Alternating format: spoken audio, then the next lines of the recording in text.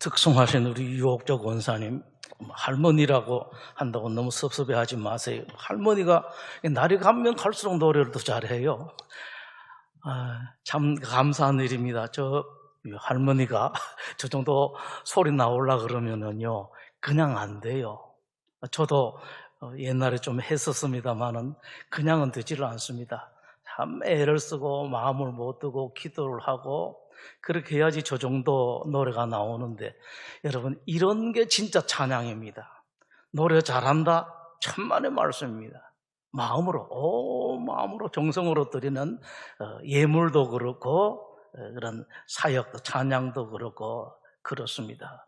계속해서 우리 권사님 건강 잘 지키시고 하나님께 영광 돌리는 권사님 되었으면 좋겠습니다.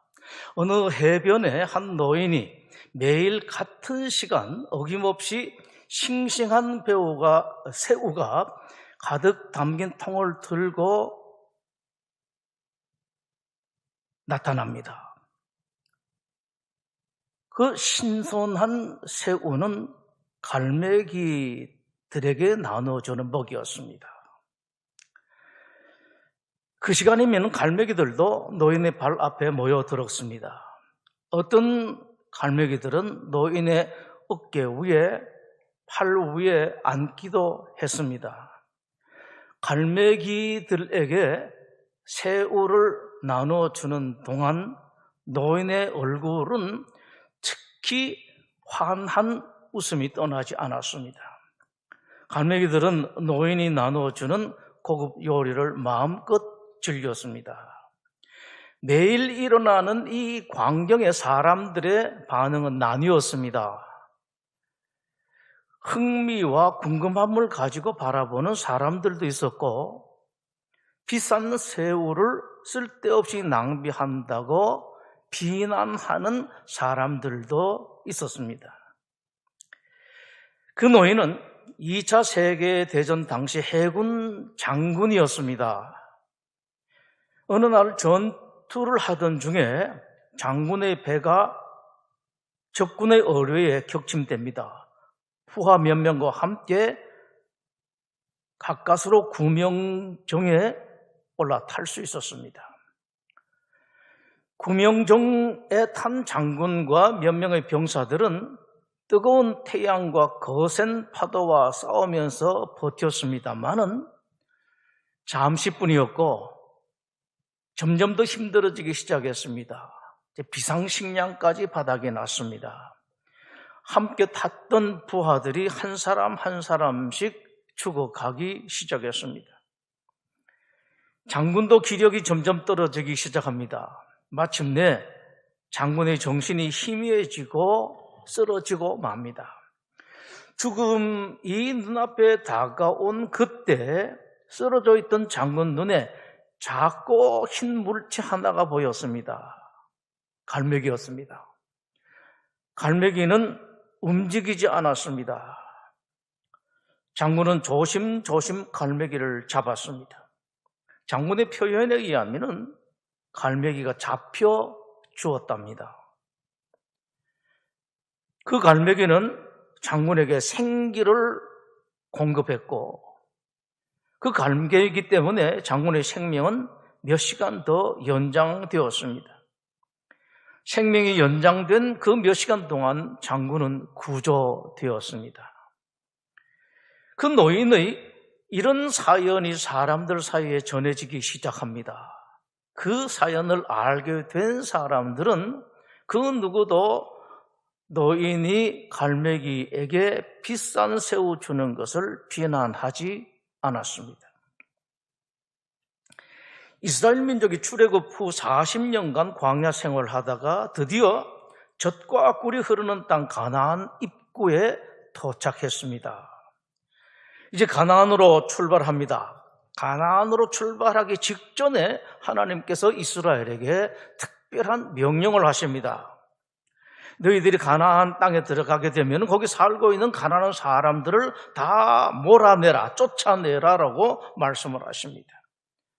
그러면서 아주 무서운 말씀을 하세요. 만약 여러분들이 내 말에 순종하지 않고 가나안 사람들을 쫓아내지 아니하면 가나안 사람들이 나에게 당할 심판을 여러분들이 받을 것이다 라고 말씀을 하십니다. 하나님의 그 명령, 가나안 사람들을 그 땅에서 다 몰아내라 에 대해서 제기될 수 있는 항의가 충분히 있습니다. 이스라엘 사람들을 위해서라면은 멀쩡하게 잘 살고 있는 민족들을 그렇게 쫓아낼 수 있는가라는 항의입니다. 인도주의자들은 충분히 그럴 수가 있을 것입니다. 특히나 당하는 당사자들은 더 강력하게 항의할 수가 있을 것입니다. 충분히 그럴 수가 있습니다.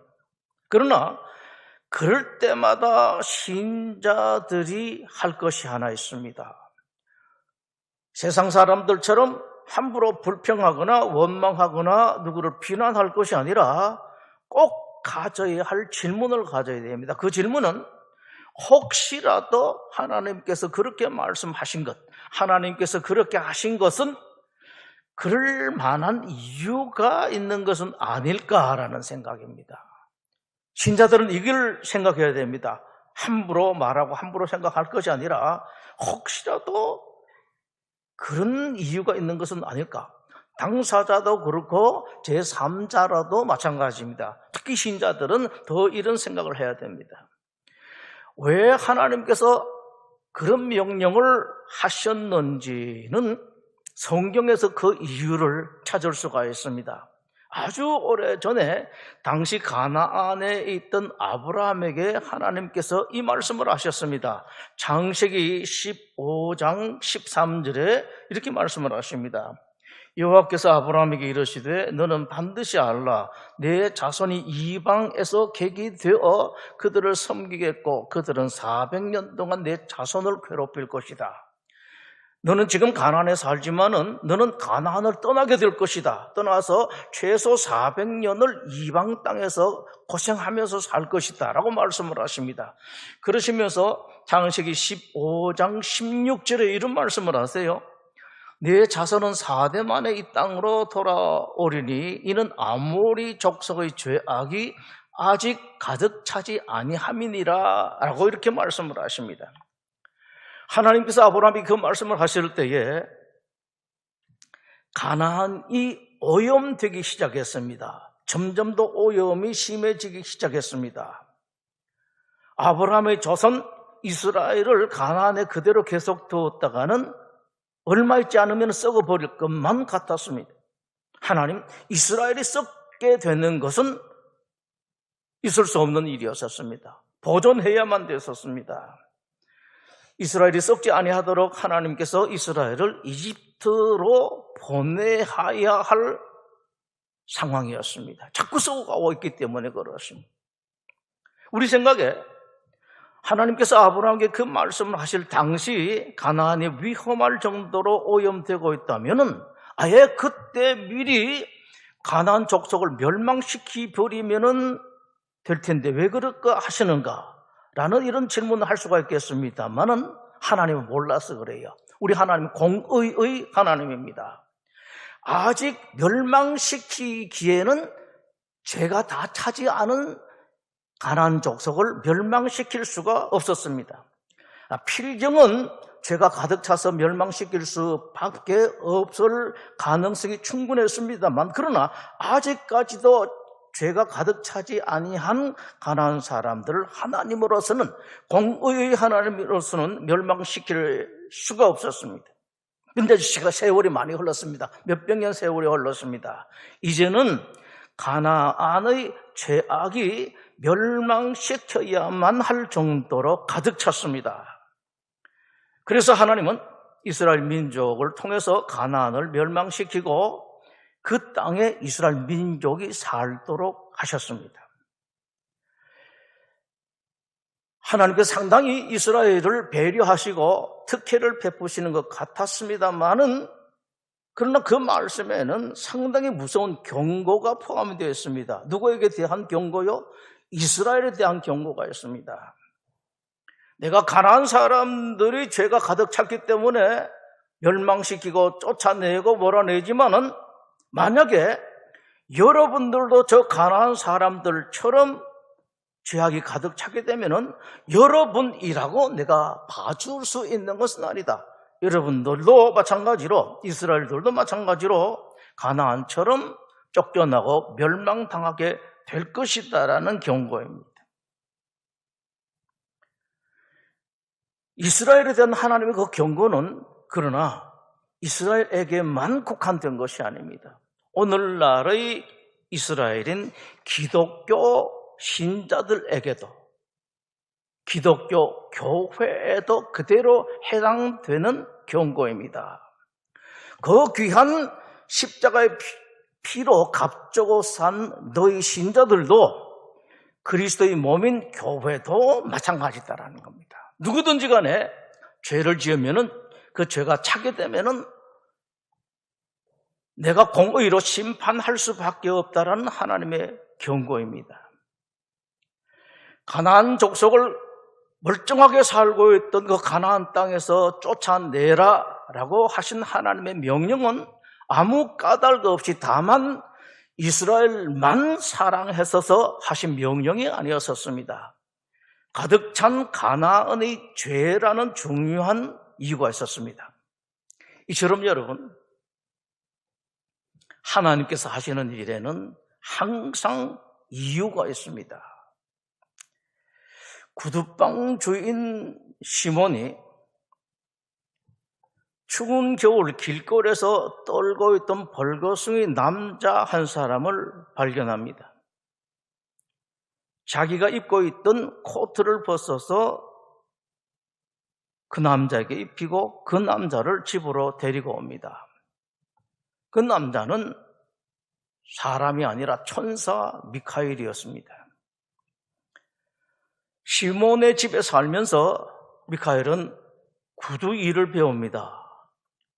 얼마 있지 않아서 시몬보다 구두 일을 더 잘하게 됩니다. 어느 날 한 부자가 시몬의 구두방에 와서 값비싼 가죽을 주면서 그걸로 오래 신을 수 있는 튼튼한 가죽 장화를 만들어 달라고 부탁을 하는데 그 부탁이 상당히 엄합니다. 잘못 만들었다가는 감옥에 갈 각오하라. 그 대단한 기세의 부자 뒤를 보면서 천사 미카엘은 빙그레 웃습니다. 시몬에게서 그 일을 받은 미카엘은 어처구니 없게도 그 비싼 가죽으로 부자가 주문한 가죽 장화 대신 죽은 시체에게 신기는 슬리퍼를 만들어 버립니다. 그것을 보게 된 시몬 절망에 빠집니다. 나는 이제 죽었다. 바로 그때 그 부자의 하인이 황급하게 구두방으로 쫓아왔습니다. 가죽 장화를 만들 필요가 없게 되었습니다. 그 구두를 신을 부자가 죽었습니다. 가죽 장화 대신 장례 때 시신에게 신길 슬리퍼를 만들어 주십시오. 천사 미카엘이 기세등등한 부자를 보고 미소를 지은 것, 가죽 장화 대신 시체에게 신기는 신을 만든 데에는 이유가 있었습니다. 사람들 눈에는 보이지 않았지만 부자의 뒤에 죽음의 천사가 서 있는 것을 미카엘은 보았고, 따라서 부자에게 필요한 것은 질기고 튼튼한 가죽 장화가 아니라 부자가 죽은 뒤에 신길 신인 것을 알았기 때문입니다. 자주 하나님은 여러분들이 이해할 수 없는 일을 하시고는 합니다. 경제적인 일, 건강의 일, 때로는 자녀들의 일, 정말 억울한 일, 도무지 이런 일은 있어서는 안 될 만한 그런 일을 하나님께서 허락하시기도 하고 직접 만드시기도 합니다. 너무 힘들고 너무 고통스럽고 참으로 이해하지 못할, 이해가 되지 않은 일을 하나님께서는 종종 하십니다. 그런 일이 있을 때 신자들은 알아야 됩니다. 거기에도 하나님의 뜻이 있다라는 겁니다. 그리고 신자들이 그것과 함께 하나 더 알아야 될 것은 거기에는 지극하고 분명한 뜻이 하나 더 있다. 신자들에게는 그것이 결코 힘든 고통으로 끝나는 것이 아니라 반드시 선으로 귀결된다라는 사실도 알아야 됩니다. 힘든 일이 있습니다. 어려운 일이 있습니다. 이해할 수 없는 일들도 있습니다. 그것도 하나님 뜻이지만 그러나 하나님의 사람들, 신자들에게는 그것이 고통으로만 끝나도록 하나님은 하질 않습니다. 왜냐하면 신자들은 하나님의 자녀들이기 때문에 그렇습니다. 로마서 8장 28절은 이렇게 말씀을 하십니다. 하나님을 사랑하는 자들에게는 모든 것이 합력하여 선을 이루느니라. 따라서 혹시라도 여러분에게 그런 일이 있을 때에 또 하나님께서 여러분들에게 이해가 되지 않는 일, 정말로 하기 싫은 일을 시키실 때는 그렇다 하더라도 여러분 그냥 받아들이십시오. 그냥 순종하십시오. 한 걸음 더 나아가서 할 수만 있다면은 여러분들에게 있는 모든 일을 하나님의 뜻으로, 하나님의 선하신 뜻으로, 여러분들을 위하는 하나님의 뜻으로 받아들이도록 애를 써보십시오. 여러분, 이것이 비밀이에요. 세상 사람들은 가질 수 없는 비밀입니다. 그리고 비결입니다. 행복의 비결이고 건강의 비결입니다. 그렇게 하면 건강해져요. 행복해집니다. 약 10여 년 전인 것 같습니다. 정확하게 기억이 안 나는데 제가 북한 선교 문제로 중국 단동에 간 적이 있었습니다. 신의주 바로 맞은편입니다.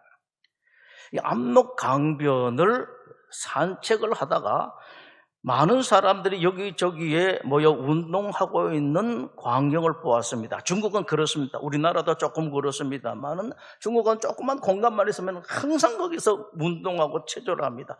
체조도 하고 태극권도 하고요. 여러분들이 우슈 체육관에 가면 배우는 태극권도 하고 칼춤 추는 사람들도 있습니다.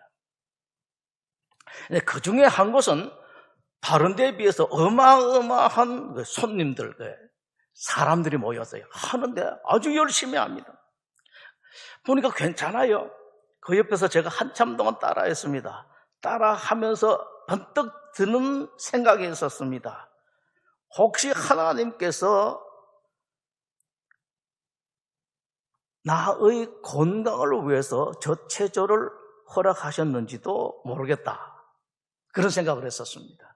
몸이 시원찮고 늘 힘들던 그때였었습니다. 동영상으로 찍어가서 계속 그거 보고 체조를 하고 싶었습니다. 그 다음날 그 시간이 되어서 그 자리에 갔습니다. 시간이 되니까 사람들이 몰려드는데 정말로 구름같이 몰려들어요. 어마어마하게 몰려듭니다. 그래서 미리 사범인 것 같은 사람에게 가서 부탁을 했죠. 내가 좀 이 영상을 좀 찍겠다. 괜찮겠느냐? 좋다 그래서 찍었습니다. 찍기 시작했는데 제가 사진을 찍는 광경을 본 운동하던 중에서 중국 사람 한 사람이 밖으로 나와서 말을 합니다.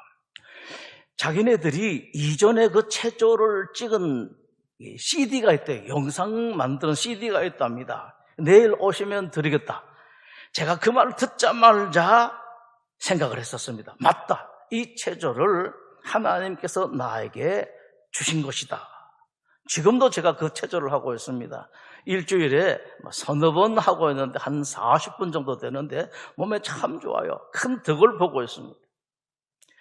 우리 함께 시편 139편을 찾아보겠습니다.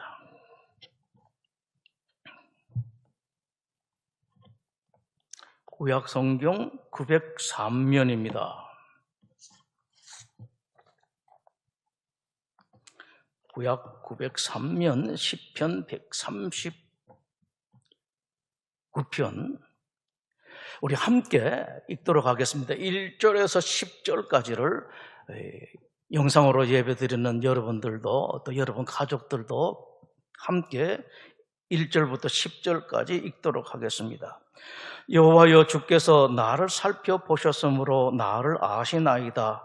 내가 앉고 일어섬을 아시고 멀리서도 나의 생각을 밝히 아시오며 나의 모든 길과 내가 눕는 것을 살펴보셨으므로 나의 모든 행위를 익히 아시오니 여호와여 내 혀의 말을 알지 못하시는 것이 하나도 없으시니이다. 주께서 나의 앞뒤를 둘러싸시고 내게 안수하셨나이다. 이 지식이 내게 너무 기이하니 높아서 내가 능히 미치지 못하나이다. 내가 주의 영을 떠나 어디로 가며 주의 앞에서 어디로 피하리까? 내가 하늘에 올라갈지라도 거기 계시며 수올에 내 자리를 펼지라도 거기 계시니이다. 내가 새벽 날개를 치며 바다 끝에 가서 거주할지라도 거기서도 주의 손이 나를 인도하시며 주의 오른손이 나를 붙드시리이다. 아멘. 기도하겠습니다. 늘 듣던 말씀입니다. 하나님에게는 우연이 없고 필연밖에 없다. 하나님, 우리 모든 성도들이 좋은 일은 물론 당연히 그래 하겠습니다. 하나님께서 주셨구나. 이 좋은 것을, 이 귀한 것을, 이 많은 것을. 그러나 좋지 못한 것, 바라지 않던 것, 내가 싫어하는 것이 나에게 생길 때에, 내가 해야 할 일이 있을 때에, 그때도 마찬가지로 하나님께서 나에게 주셨구나, 하나님께서 나에게 하라고 하셨구나 하고 아멘으로 받아들일 수 있는, 그저 이것저것 생각하지 아니하고 하나님께서 하신 것이 분명하기만 하다면 아멘으로 받아들이고 순종하는 우리 성도들이 다 되게 하여 주시옵소서. 예수님 이름으로 기도드립니다. 아멘.